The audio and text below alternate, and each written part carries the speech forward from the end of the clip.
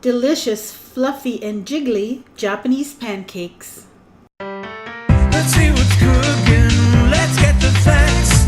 Let's see what's cooking. It's time for Yo-Yo Makes 12. Hello everyone, starting off with 3/4 cup of pancake mix, 1/2 cup of milk, 1/4 cup of sugar, 2 egg yolks, and beat that together until it's combined and there's no more dry pancake mix.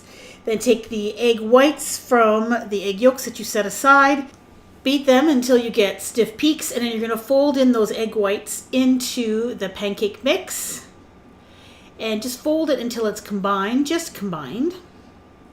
Then you're going to take a large saucepan or skillet that's got greased, then these little metal molds that you're going to also grease, and then you're going to fill them up with the batter so that they are about 3/4 of the way full.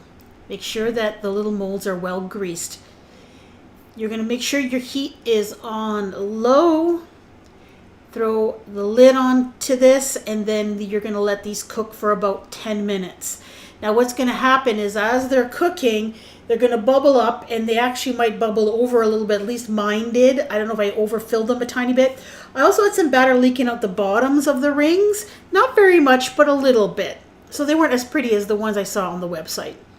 So you're going to cook them until the edges are kind of set when you touch them, and the center is still kind of jiggly.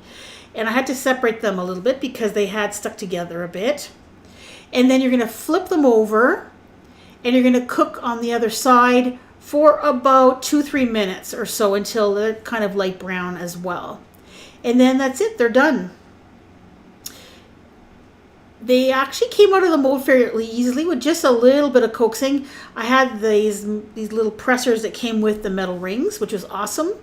And you can serve them one on top of the other. And as you can see here, they are indeed jiggly and very, very fluffy.